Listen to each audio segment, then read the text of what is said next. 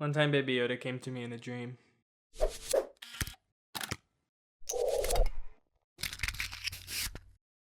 Hey, what is up, you guys? My name is Patrick. In case you forgot, it's been like a month since I've uploaded, but I know we've all been in this quarantine slump. I've used this time to watch a lot of TV and movies and of course Disney Plus. So with all this time, I figured I should recommend some of my favorite hidden gems on Disney Plus. Movies or shows you may or may not have seen before, but you really should check out. So let's just jump right into it. First things first, these are in no particular order because I love all of them equally. But starting off with one near and dear to my heart is a documentary called Waking Sleeping Beauty. Now, Waking Sleeping Beauty came out in 2009. It's a documentary that chronicles the literally renaissance, the Disney animation renaissance, from how it came from the 80s to Little Mermaid to Beauty and the Beast to Lion King. It like shows in-depth real footage, like real archive footage of literally the time that Disney animation kind of went from like an okay studio to the big boom that it is through the Disney Renaissance. Now, Waking Sleeping Beauty is directed by Don Hahn, who is a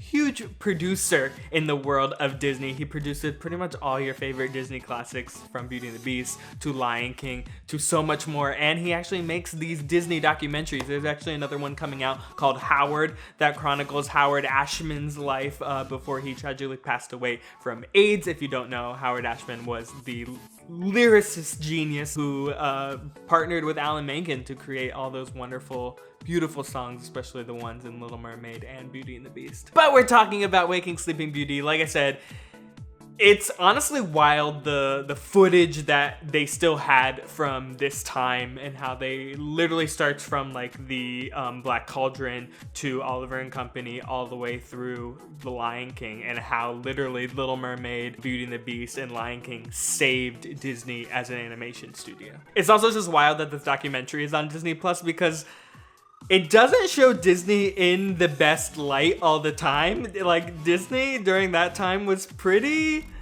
a crazy company. People were getting literally worked to death, and it shows the true facts, and I applaud Disney for putting that real truth out there. Like, the studio was doing crazy things but under an extreme amount of pressure, and it's just a crazy wild look into animation during that time. Highly recommend. So good. Next up is The Rocketeer. Now, I know some of you probably may have seen The Rocketeer, but there are surprisingly amount of people who have not seen it, and it is, I think it is a Disney live action classic. The Rocketeer is about a guy, a stunt pilot, who comes upon a jetpack, and a lot of evil people are out of the jetpack. And when I mean evil people, I mean Nazis. This is a Disney movie where the main character literally fights Nazis, and honestly, I think we need more of that. No, but this movie kind of reminds me of like the intro into like Iron Man, almost meets Indiana Jones because he can like fly around. Plus, it takes place in 1930s Los Angeles.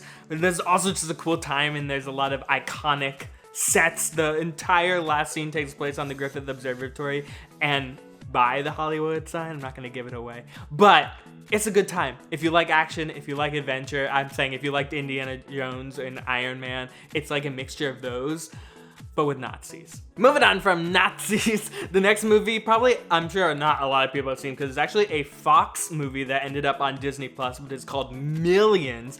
Millions is directed by Danny Boyle, actually one of my favorite directors, who directed 28 Days Later, Slumdog Millionaire. If you know those movies, you kind of know his style, but this is one of his more uplifting movies. Millions came out in 2005 and takes place in the UK, and it's about a 9-year-old boy named Damien who finds a bag with a lot of money in it, and him and his brother decide to spend it without telling their father. But what's interesting about this movie is Damon is obsessed with different saints, and he gets visited by these saints throughout the movie to give him advice. It's almost like a Christmas Carol, except it's a 9-year-old boy, and he actually wants to give the money away to help people, but there's a situation that occurs. Like I said, this movie takes place in the UK, so I would recommend putting subtitles on, especially if you're not used to the thick accents, because sometimes I didn't know what they were saying. But highly recommend this movie. It's very uplifting, very fun, very different Open your mind. It's very different, but I think you'll enjoy it. Moving on, I noticed there's a lot of documentaries on this list, maybe because I just like documentaries and knowing the history of films. But next up, if you're a huge Star Wars fan, you have to see Empire of Dreams.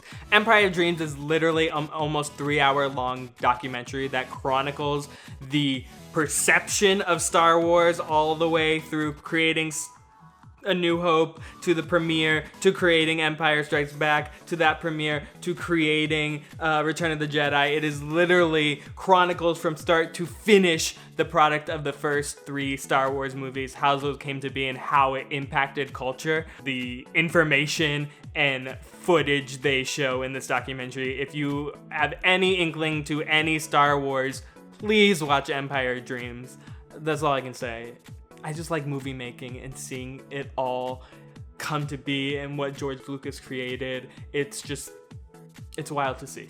Moving on, Patrick, do we have more documentaries? Of course we do. I have 2 more documentaries for you. I put these 2 together on the list because they kind of go hand in hand. They're both about 2 guys in the Walt Disney history. The first one is called Frank and Ollie. If you don't know who Frank Thomas and Ollie Johnston is, they are 2 of the 9 old men, which were Walt Disney's core animators when the animation studio literally bloomed through Snow White and Bambi and Lady and the Tramp and all of those classic movies. So this documentary basically chronicles their decades-long career and how they single-handedly created the Walt Disney Studios' signature animation style, animating some of the classic scenes like the spaghetti scene in Lady and the Tramp. That was them. So if you're a fan of Walt Disney and Walt Disney Animation, highly recommend check out Frank and Ollie. The second documentary I have for you is actually not on Disney Plus yet, but it does debut this month on May 22nd, and it is called The Boys. No, not the Amazon Prime show, but The Boys, based on Richard and Robert Sherman, the infamous Walt Disney composers that created all your favorite scores from Mary Poppins, to Jungle Book, to Aristocats, to The Small World, to The Carousel of Progress. This basically chronicles their life and their career within the Walt Disney Studios, and animation, Disney music, they go hand in hand. Check out Frank and Ollie, check out The Boys on May 22nd, and just like bask in all your Walt Disney history. Speaking of animation, let's talk about some underrated Disney animated movies. Now, I know a lot of you think you know what I'm gonna talk about. Atlantis, The Lost Empire, Treasure Planet, Brother Bear, all of those are underrated Disney movies.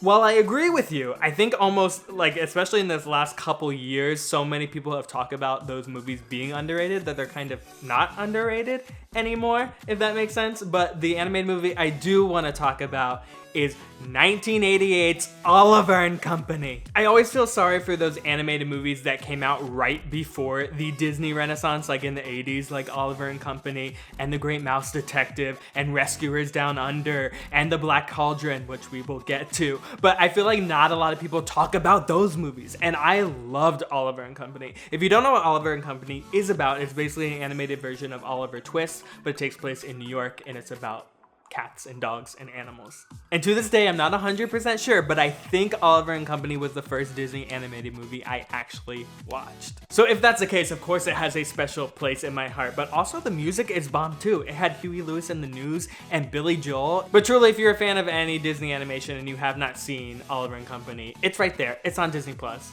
Give it a watch. I promise you'll love it. Now you knew it was coming. This is the part where my list gets a little creepy.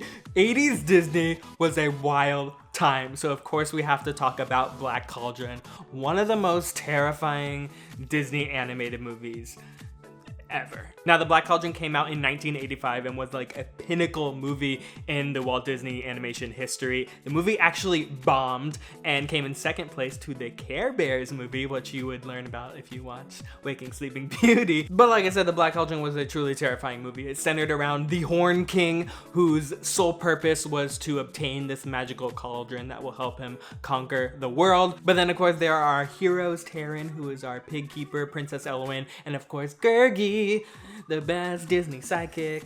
You can fight me on that. But just like I said with Oliver and Company, the Black Cauldron is just a super important piece of Walt Disney animation history and a Walt Disney animated film. It is also the first Walt Disney animated feature to receive a PG rating. Of course, when you watch it though, you'll wonder why it didn't get a PG-13 rating.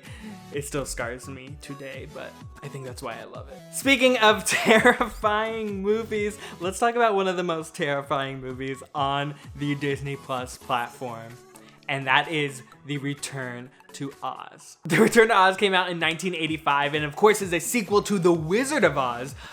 I don't even want to talk about this movie because you just have to see it to believe it. All I'll say is the beginning of this movie takes place with Auntie Anne taking Dorothy to an asylum to receive electroshock therapy because she keeps talking about this place called Oz that she went to. Please enjoy The Return to Oz. Moving on, while not as terrifying as The Return to Oz, we do have Walt Disney's first try at a space epic, which was The Black Hole. Now, Walt Disney's Black Hole was basically the answer to Star Wars. Star Wars came out and Disney was like, well, we gotta do a space epic now. So they came up with The Black Hole. And you would think that with it being Disney, they would maybe not be as violent with like lightsaber fights and not, but honestly, this movie has space zombies instead. Without giving too much away, the basic plot of this movie is about a space crew who are on their way back to Earth when they find this black hole and a ship that was apparently missing, which was not missing because it was right by this black hole. So they aboard the ship and find out that it's not totally abandoned. The movie's great. Basically, it's just a fun way to see how other studios reacted to the success of Star Wars, and like literally, this was Walt Disney's retaliation to the Star Wars success before just like straight up buying Star Wars.